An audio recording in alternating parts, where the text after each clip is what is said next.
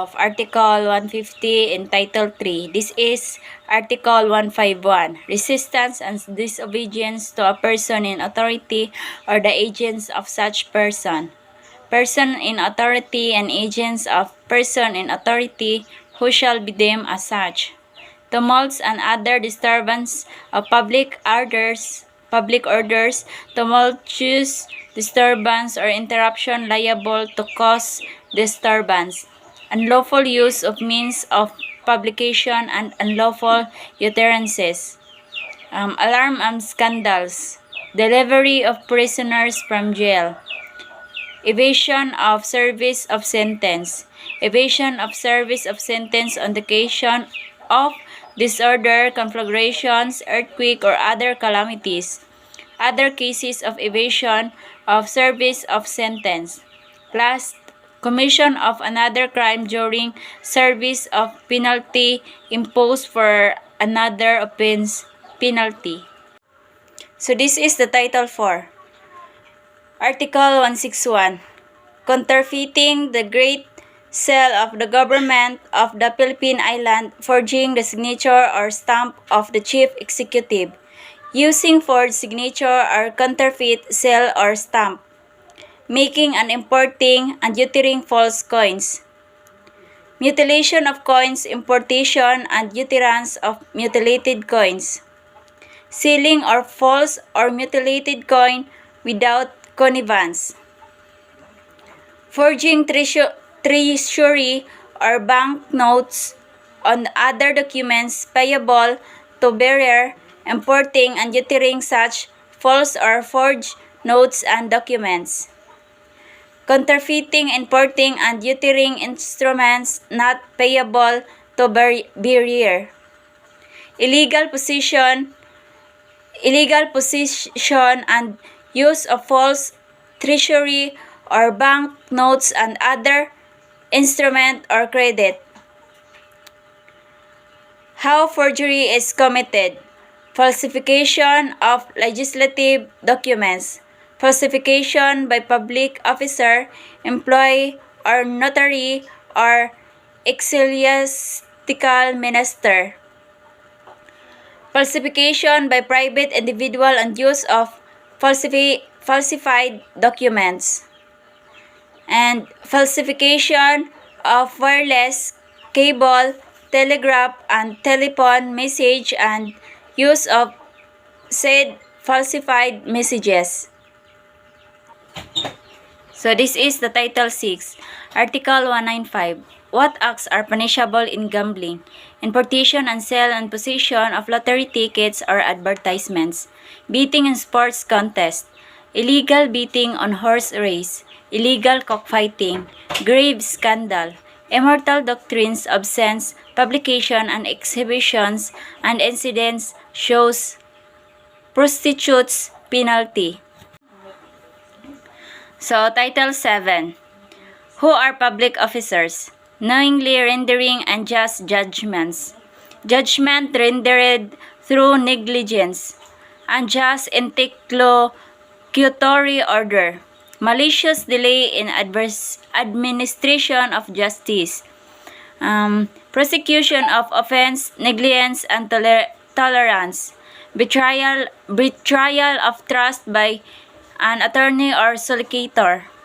Direct bribery, indirect bribery, qualified bribery, corruption of public officials, fraud against the public treasury, and similar offenses.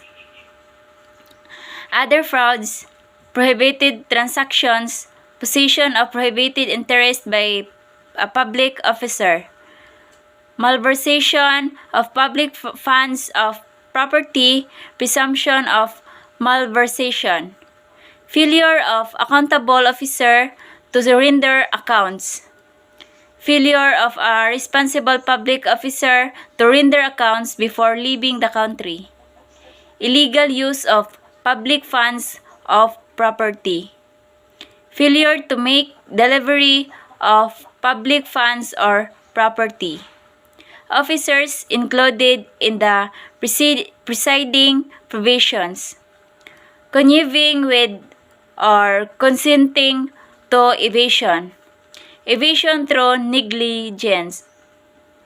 Escape of prisoner under the custody of a person not a public officer. Removal, concealment, or destruction of documents. Officer breaking cell. Opening of closed documents. Revelation of secret by an officer. Public officer revealing secrets of private individual. Open disobedience. Disobedience to order or superior officers when said order was suspended by interior officer. Refusal of assistance, refusal to discharge elective office, maltreatment of prisoners, anticipation of duties of a public officer, prolonging performance of duties and powers, abandonment of office of position, usurpation of legislative powers, usurpation of executive functions, usurpation of judicial functions, disobeying requests for qualification. Orders are requested by executive officers to any judicial authority. Unlawful appointments. Abuses against chastity penalties. Title 8.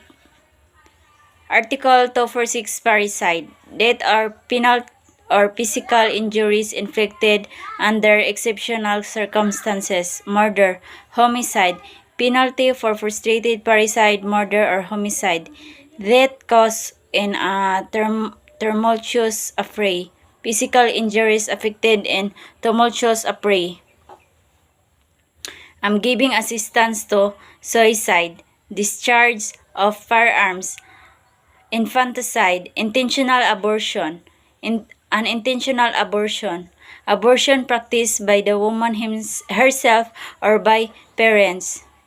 Abortion practiced by a physician or midwife and dispensing of abortives. Responsibility of participants in a duel. Challenging to a duel. Mutilation. Serious physical injuries. Administering injuries, substances, or beverage. Less serious physical injuries. Slight physical injuries and maltreatment.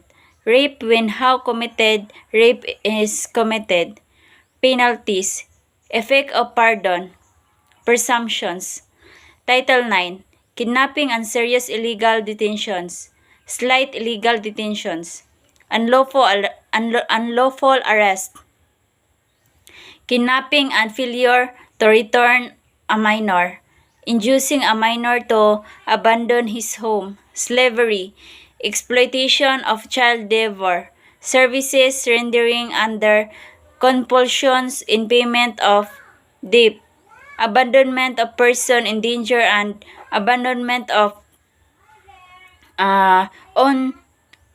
abandonment of one own victim. Abandoning a minor. Abandonment of minor by persons entrusted with his custody,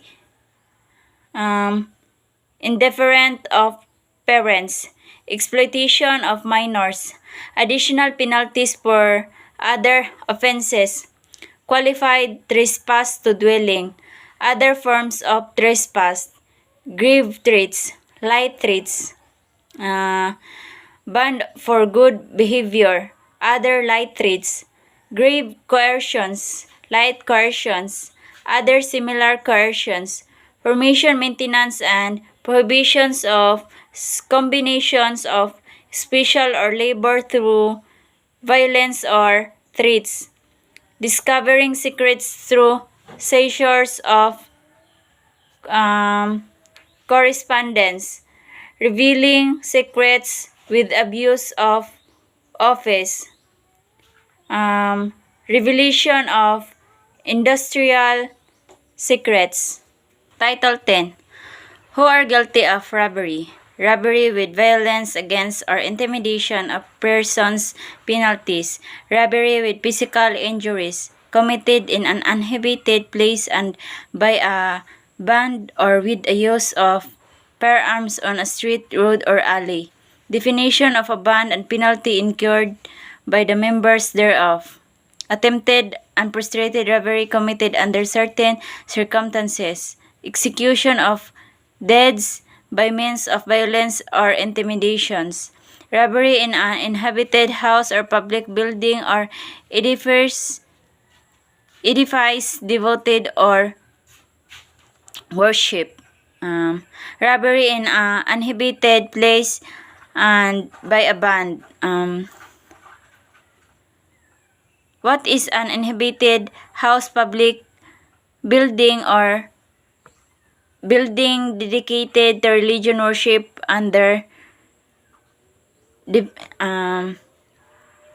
dependencies? So, robbery in an uninhabited place or in a private building. Robbery or serial fruits or fireworks in an uninhabited place or private building. Provision of picklocks or similar tools. False key. Who are brigands? Penalty. Aiding and abetting a band of brigands. Who are liable for theft? Penalties. Qualified thief. Thief of a penalty of the National Library and National Museum. Occupation of real property or usurpation of real rights in property. Altering boundaries of landmarks. Fraudulent insolvency. Swindling or other terms estafa or other words is estafa. Other forms of swindling. Swindling a minor. Other deceits. Removal, sale or pledge of mortgage property.